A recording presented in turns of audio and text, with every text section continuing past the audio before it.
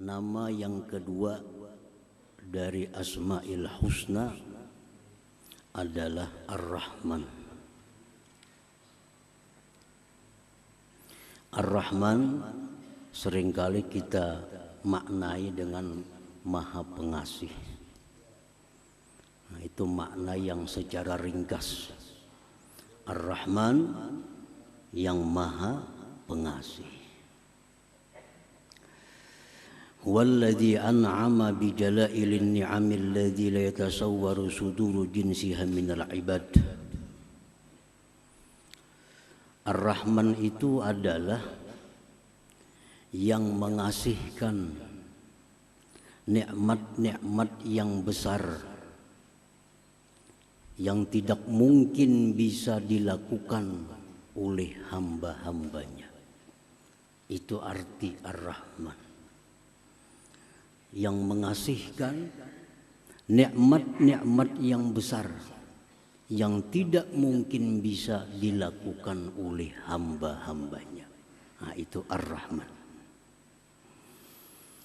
Nikmat-nikmat yang besar itu contohnya seperti Dia mengasihkan roh kepada kita.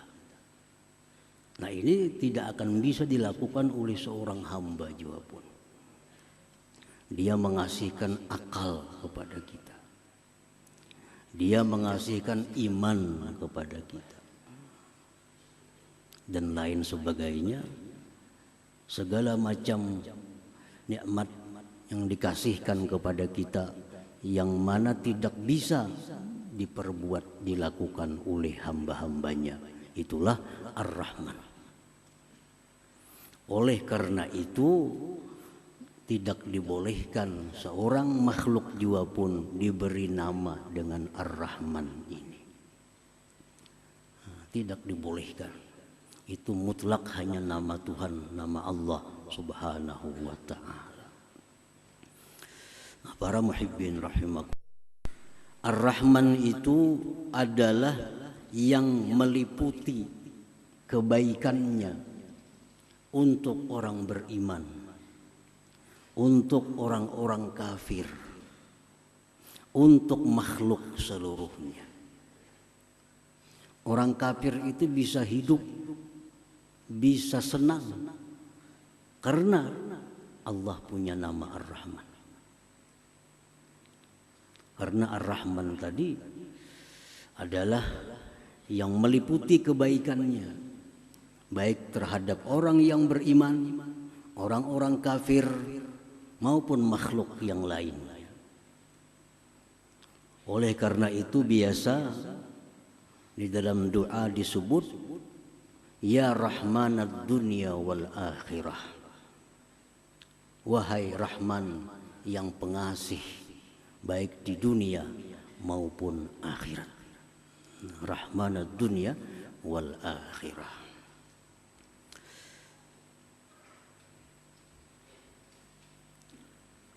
Di dalam kitab Risalah Al-Qusairiyah, kitab yang sangat terkenal,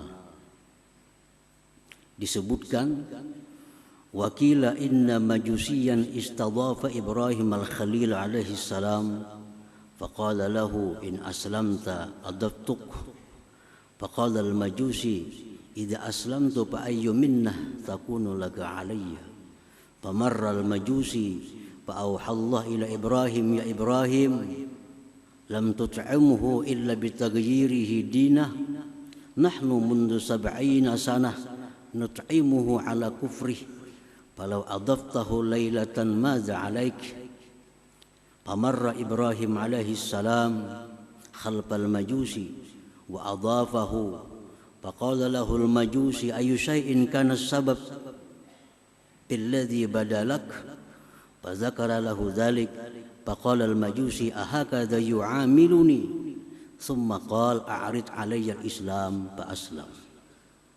Ada seorang majusi sudah tua berumur 70 tahun datang kepada Nabi Ibrahim alaihi salam minta makan. Mungkin kelaparan si majusi ini, penyembah api. penyembah api. Datang kepada Nabi Ibrahim, minta makan. Ujar Nabi Ibrahim, wahai Majusi, in aslam ta'adaftuk, jika engkau masuk Islam, aku beri makan. Jika engkau masuk Islam, aku beri makan. Ujar Majusi, aku tidak akan merubah agamaku karena hanya makan. Aku tidak merubah agama kalau hanya urusan makan. Ujar si penyembah api tadi. Maka dia pun meninggalkan Nabi Ibrahim alaihissalam dalam keadaan lapar. Allah berwahyu kepada Nabi Ibrahim alaihissalam, hai Ibrahim, apakah engkau tidak beri makan dia kecuali dengan berislam? Kenapa kamu kadang beri makan inya? Disuruh masuk Islam dulu. Aku, ujar Tuhan, lebih dari 70 tahun berbuat baik kepadanya dalam kekafirannya itu. Aku, ujar Tuhan, selama 70 tahun memberikan dia kehidupan, memberikan dia kenikmatan. Lebih 70 tahun padahal dia kafir kepadaku.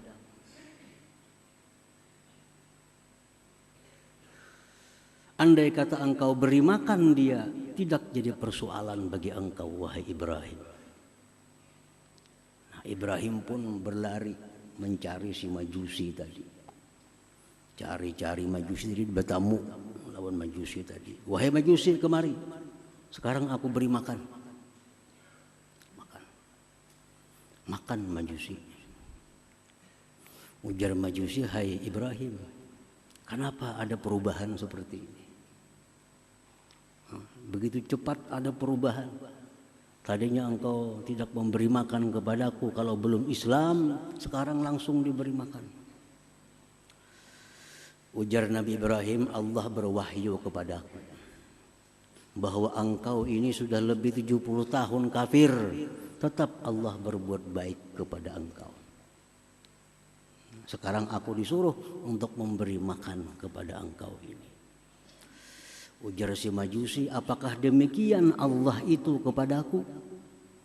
Maka ajarkan kepadaku Islam dan aku masuk Islam. Nah, ini adalah Ar-Rahman. Ar-Rahman. Ar-Rahman tidak peduli orang kafir, tidak peduli orang zalim, tidak peduli orang yang menentang Allah, semua diberikan kebaikan oleh Allah. Nah, ini namanya Ar-Rahman. Jadi orang kesusahan, orang kesengsaraan, kada perlu menunggu macam agama apa, kada perlu. Yang penting beri makan. Nah, itu Ar-Rahman.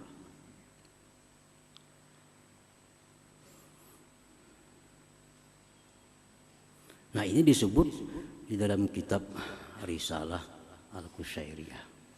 Bagaimana Ar-Rahman itu. Jadi orang yang Tuhan yang bernama Ar-Rahman itu demikianlah kebaikannya. Artinya pengasih, tidak pilih kasih. Tidak pilih kasih. Para muhibbin rahimakumullah.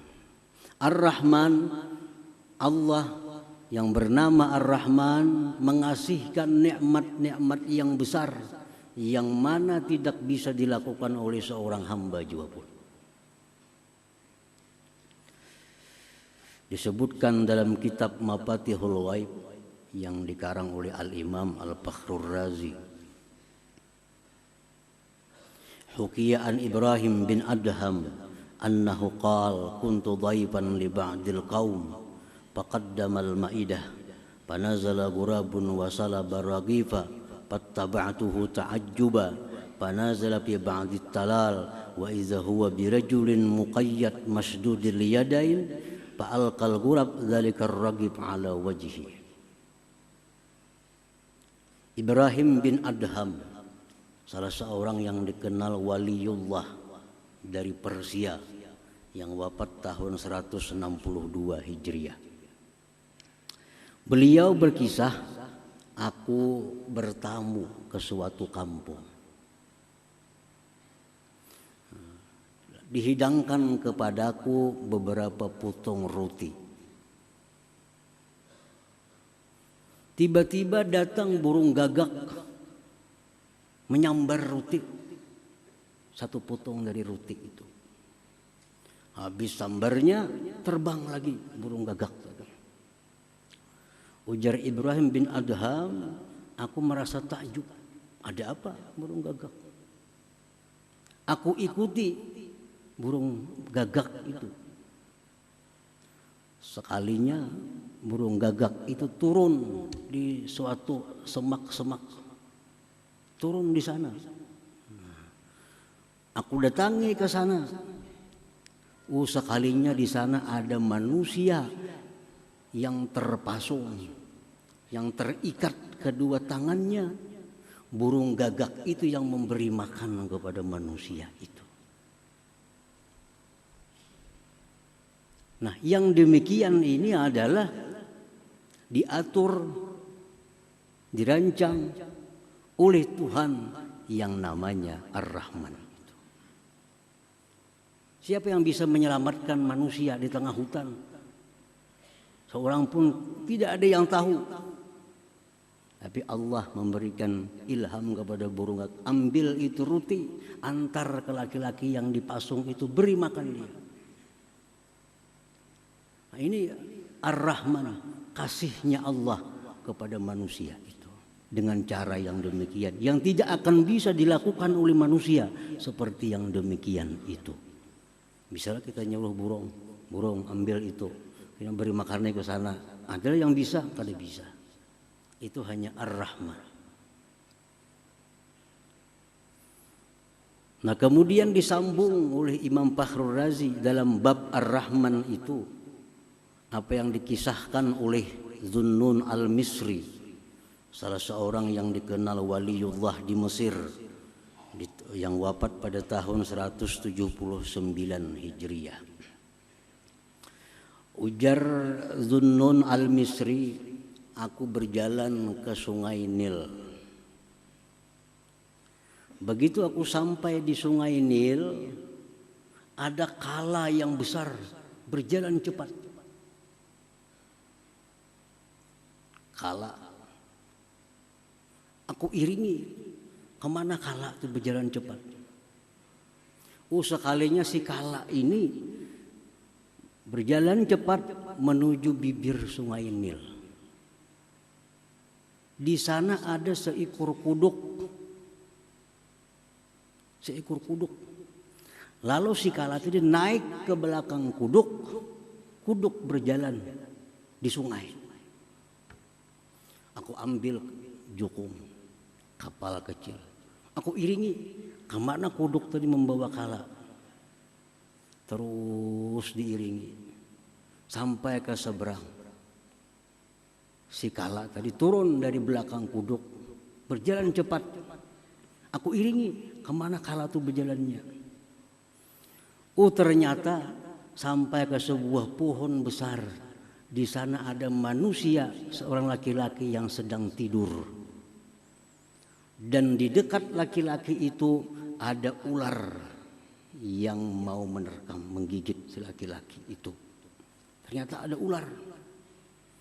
Nah, si kala ini datang ke situ berkelahi dengan ular. Kala menggigit ular, ular menggigit kala, mati keduanya. Pasalimar rajulun naim, laki-laki yang tidur tadi selamat. Nah, selamat dari gigitan ular itu. Nah, rancangan seperti ini adalah Ar-Rahman. Siapa yang bisa melakukan seperti itu? Ar-Rahman, luar biasa. Nah, jadi Ar-Rahman itu artinya yang memberikan kasih yang tidak bisa dilakukan oleh seorang hamba juga pun.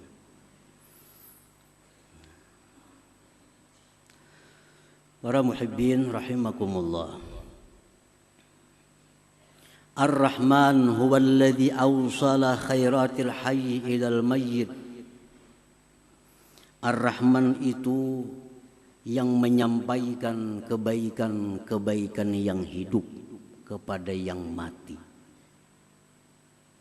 Orang yang sudah mati masuk kubur, disiksa dalam kubur, oleh karena doa atau harapan yang hidup dalam kubur itu diringankan azabnya atau diangkat azabnya.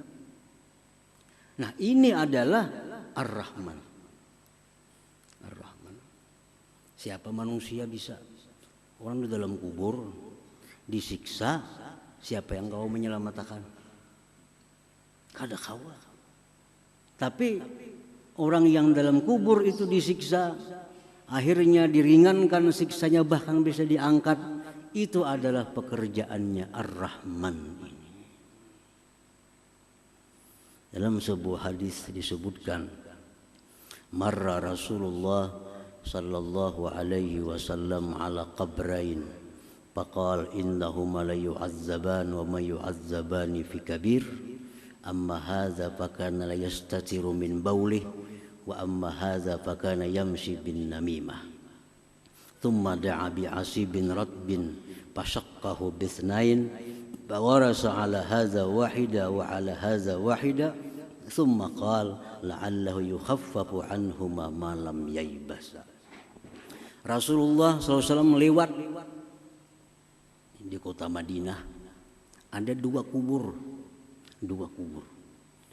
Ujar Nabi lawan sahabat, ini orang yang dalam kubur ini kedua-duanya sedang disiksa. Nabi tahu hal-hal yang alam malakut. Ini disiksa. Padahal ujar Nabi, ini orang disiksa bukan karena perkara yang besar. Artinya perkara yang begitu mudah dia hindari di dalam dunia. Satu ini ujar Nabi disiksa di kubur karena kada hati-hati kencing. Bekamih kada hati-hati. Akhirnya najis dibawa sembahyang yang jadi kada sah. Nah, bekamih kada hati-hati. Nah, akibatnya dikubur, disiksa. Hal kecil. Ada yang satu ini ujar Nabi disiksa di kubur karena dia suka anjur atar. Kabar sini bawa ke sana, panas orang sana mendengar.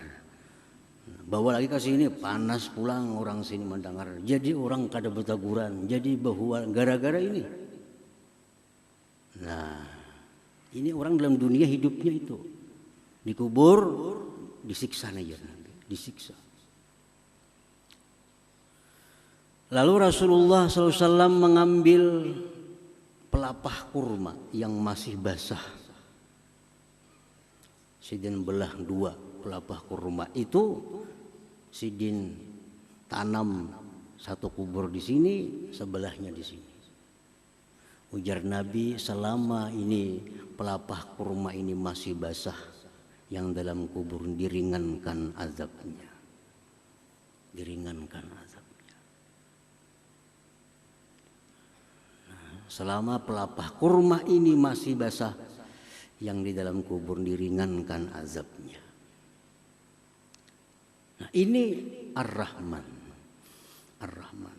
Ar-Rahman adalah Tuhan yang meringankan azab-azab orang yang dalam kubur karena kebaikan-kebaikan orang yang hidup di alam dunia ini.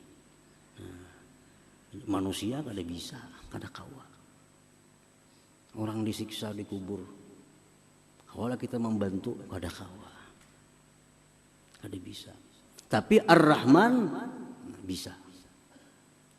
Orang yang sedang diazab di dalam kubur, anaknya berdoa, Allahumma ghfirli wali walidayya, ya Allah ampuni dosaku, dosa orang tuaku. Ya Allah bangkitkan dia, azab, hilangkan azabnya dalam kubur. Ini anak yang saleh berdoa kepada Allah, Allah kabulkan doanya. Akhirnya ibu bapaknya dalam kubur yang disiksa, jadi diringankan siksanya atau diangkat siksanya. Inilah Ar-Rahman itu. Nah, para muhibbin rahimakumullah. Nah, jadi sesudah kita tahu bahwa Ar-Rahman itu sedemikian rupa yang tidak bisa dilakukan oleh manusia siapa jua pun. Al-Mun'im bijalailin ni'am. Ar-Rahman itu adalah yang mengasihkan nikmat yang besar yang tidak bisa dilakukan oleh hambanya. Nah, itu Ar-Rahman artinya. Nah, bila sudah kita yakin demikian artinya Ar-Rahman, nah kita beriman bahwa Ar-Rahman itu demikian artinya, keimanan kita itu akan membuahkan beberapa akhlak di dalam diri kita ini. Nah, kita sudah tahu Ar-Rahman macam itu. Nah, kita beriman, kita percaya bahwa api itu panas. Karena kita beriman itu timbul kelakuan kita menjauh dari api. Kenapa menjauh dari api? Karena kita beriman api itu panas, bisa membakar. Nah, itu buah keimanannya kita menjauh dari api. Itu buah keimanan. Nah, kalau kita beriman kepada Ar-Rahman bahwa Dia mengasihkan nikmat-nikmat yang besar yang tidak bisa dilakukan oleh hambanya, kita beriman itu akan membuahkan beberapa akhlak mulia di dalam diri kita. Imam Al-Ghazali rahimahullah mengatakan, apa buahnya? Ayyarhama ibadallah al-ghafilin fayasrifuhum an tariqil ghaflah ila Allah azza wa jalla bil wa'zi wan nushi bi tariqil lutfi dunal unf wa ay yanzura ila al-usad bi 'ainir rahmah la bi 'ainil izra wa ay yakuna kullu ma'siyatin tajri fil alam ka musibatin lahu bi nafsihi fala ya'lu bi izalatiha bi qadri wus'ihi rahmatan lidzalikal 'asi ay yata'arrada li sakhatillah wa yastahiqqal bu'da min jiwari. Orang yang beriman kepada Ar-Rahman, satu, dia akan menyayangi hamba-hamba Allah yang lalai kepada Allah. Dia akan sayang kepada hamba-hamba Allah yang meninggalkan Allah, yang menentang Allah. Dia sayang. Dia arahkan mereka itu ke jalan Allah dengan nasihat yang lemah lembut. Jadi melihat orang yang maksiat, melihat orang yang menentang Allah, dia kasihan, dia sayang, lalu dia ajak ke jalan yang benar dengan cara yang lemah lembut. Pertama itu. Yang kedua, dia memandang kepada orang yang maksiat itu dengan pandangan kasih sayang, bukan pandangan menghinakan. Melihat orang maksiat itu kasihan, bukan murka, bukan menghinakan. Yang ketiga, bahwa adalah tiap-tiap maksiat yang terjadi, yang dia lihat itu adalah musibah pada dirinya sendiri. Setiap dia melihat ada orang maksiat, dia menganggap itu musibah bagi diriku. Maka dia berusaha untuk menghilangkannya dengan sekedar kemampuannya karena sayang kepada orang yang maksiat itu. Nah, para muhibbin rahimakumullah. Jadi orang yang sudah mengenali Ar-Rahman, sudah beriman kepada makna-makna Ar-Rahman, dia akan selalu mengajak orang-orang yang maksiat untuk ke jalan Allah dengan lemah lembut dan memandang mereka dengan pandangan kasih sayang, dan lagi menganggap bahwa maksiat yang dilakukan inya itu adalah musibah bagi diriku. Nah, para muhibbin rahimakumullah, beberapa contoh Rasulullah SAW sebagai nabi yang sangat beriman kepada Ar-Rahman itu. Disebutkan dalam sebuah hadis an Abi Umamah radhiyallahu anhu qala inna syabban ata an-nabiyya sallallahu alaihi wasallam faqala ya Rasulullah i'dhan li bizina fa aqbala al-qaum alayhi fazajaru wa qalu mah qalat nuh padana minhu qariban faqala fajalasa qala atuhibbu li ummik qala la wallah ja'alani Allah fidak qala walan nas yuhibbuna ka ummahatihim li ummahatihim qala atuhibbuhu li ibnatik qala la wallahi ya Rasulullah ja'alani Allah fidak qala walan nas yuhibbuna li banatihim ila akhir hadis. Rasulullah SAW waktu berkumpul dengan sahabat, tiba-tiba datang seorang pemuda. Pemuda ini berkata, ya Rasulullah i'zan li bizzina. Wahai Rasul, izinkan ulun untuk melakukan zina. Sahabat takjub, siapa ini? Ada anak memukul, ada yang marah. Di hadapan Rasulullah, minta izin hendak minta bulihakan bezina. Apa ujar Nabi? Beparak sini kan. Beparak sini. Beparak si laki-laki tadi. Ujar Nabi, ikam hakunlah, ikam maulah mama ikam tu dizinahi orang. Kada wahai Rasulullah, kada hakun mau dizinahi orang. Ujar Nabi, orang lain pun kada hakunnya mamanya dizinahi orang. Ikam maulah jar Nabi anak ikam putri ikam dizinahi orang maulah. Kada hakun. Maginnya anak dizinahi orang. Ujar Nabi orang-orang pun kada hakun anaknya itu dizinahi orang.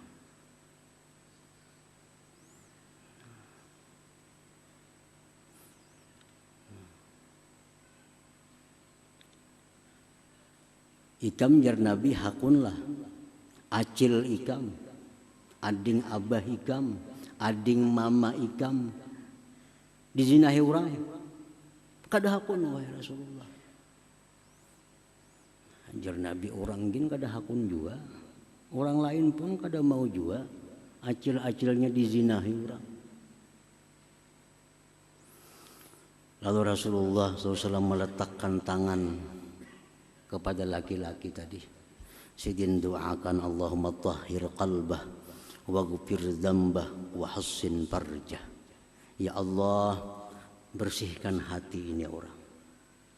Ampuni dosanya, pelihara kemaluannya.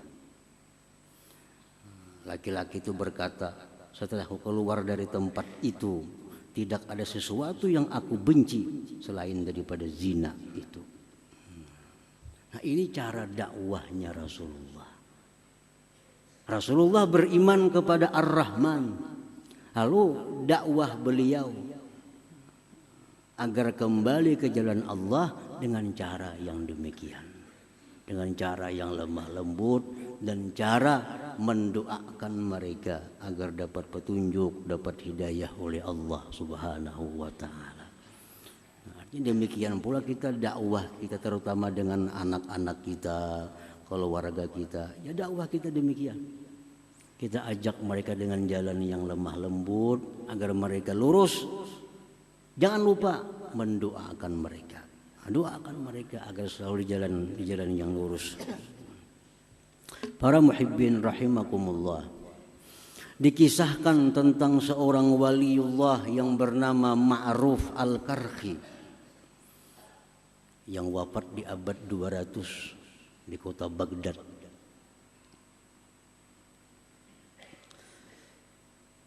Kana Ma'ruf Al-Karhi 'ala Dajlah wa nahnu ma'ah idh marra bi aqwamun ahdath bi zawrakin yughannun wa yadribuna bid-duf faqulna lahu ya Aba Mahfuz ama tara haula fi hadzal bahri ya'suna Allah azza wa jalla ud'u Allah 'alaihim qala farafa'a yada ila as-sama' faqala ilahi wa sajidi Allahumma inni as'aluka an tufarrihahum fil akhirah kama farrahtahum fid dunya.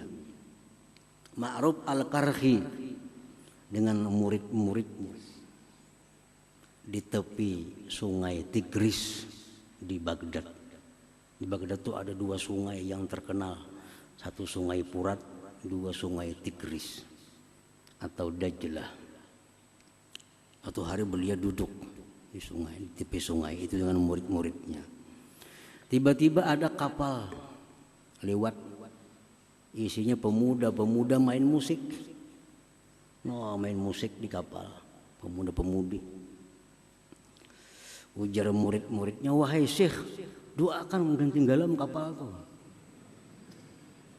Ini maksiat di tengah sungai nangka ini. Lalu Ma'ruf al-Qarhi mengangkat tangannya ke langit. Beliau berdoa, ya Allah, wahai Tuhanku, aku minta kepada Engkau bahwa Engkau gembirakan mereka itu nanti di akhirat sebagaimana Engkau gembirakan mereka itu di dunia. Ya Allah, gembirakan mereka itu di akhirat sebagaimana Kau gembirakan mereka di alam dunia ini. Wah, ujian murid kenapa doa kah itu pian? Ini muridnya hendak supaya tinggalam kapal itu terbakar ke apa kau. Kalinya doa sidin kayak itu. Ya Allah, hamba minta kepada Engkau itu orang-orang yang rami memusik, begembus, begitu macam-macam. Gembirakan mereka di akhirat nanti sebagaimana Kau gembirakan mereka di dalam dunia. Nah, ujar Syekh Ma'ruf al-Qarhi, kalau mereka itu digembirakan Allah di akhirat, surga berarti diberi Allah tobat dalam dunia ini. Kada main musik lagi kena inya. Nah ini Ma'ruf al-Qarhi mencontoh Ar-Rahman. Ar-Rahman artinya melihat orang-orang yang lalai kepada Allah lalu mengajak mereka dengan jalan yang lembut, dengan jalan penuh kasih sayang, dan mendoakan mereka yang baik kepada Allah Subhanahu wa ta'ala. Nah, hadirin hadirat yang dimuliakan Allah Subhanahu wa ta'ala. Nah, mudah-mudahan kita dapat beriman kepada nama Allah yang kedua Ar-Rahman, dan iman kita itu dapat membuahkan akhlak seperti tadi. Nah, para ulama ahli hikmah mengatakan untuk mempermudah, mempercepat bagaimana keimanan kita itu kepada Ar-Rahman cepat berbuah seperti tadi. Alangkah baiknya setiap habis sembahyang 5 waktu membaca Ya Rahman 100 kali. Ya Rahman, Ya Rahman, Ya Rahman, Ya Rahman, Ya Rahman, Ya Rahman, Ya Rahman, Ya Rahman. Nah, maka dengan berkah bacaan itu setiap sembahyang 5 waktu habis sembahyang baca 100, maka kita akan diberi Allah akhlak di mana kita bisa melihat orang yang maksiat itu dengan pandangan kasih sayang, dan kita bisa mengajak mereka ke jalan Allah dengan jalan yang lemah lembut, dan kita akan diberi Allah kedudukan yang mulia di sisi Allah Subhanahu wa ta'ala. Ya Rahman 100 kali sesudah sembahyang 5 waktu. Itu yang dikatakan oleh sebagian ulama ahli hikmah.